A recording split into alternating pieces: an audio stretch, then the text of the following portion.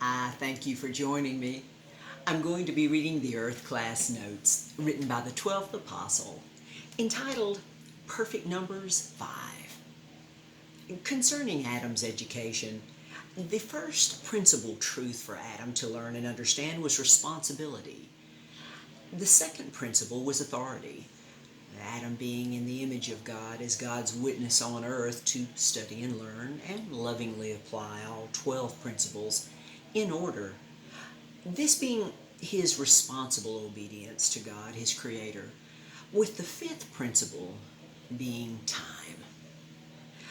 Those 12 principles of truth were not fruit trees that Moses wrote in the first book of the Bible, but were crystal pyramids containing the understandable truth of each subject that God had lovingly instructed Adam to learn before going into the next class, with the final two graduate subjects being number 11, good and evil, and number 12, life.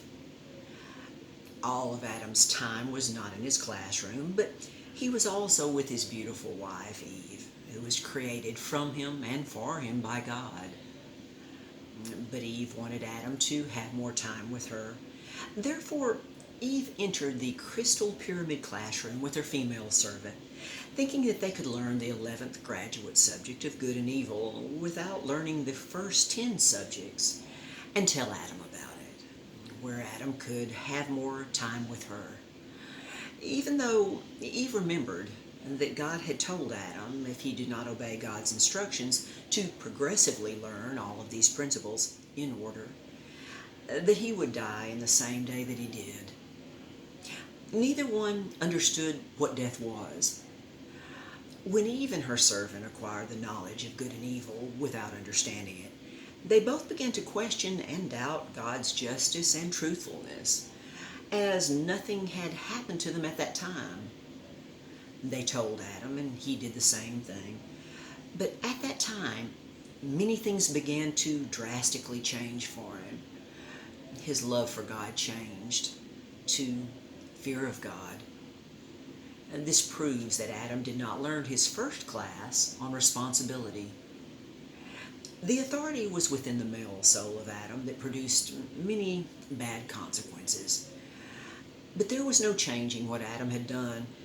So to cause Adam to reconsider what he had done, God caused a body of flesh and blood to cover Adam and Eve's spirit bodies that could feel pain, hunger, age, and die, along with all other created life on altered earth at that time.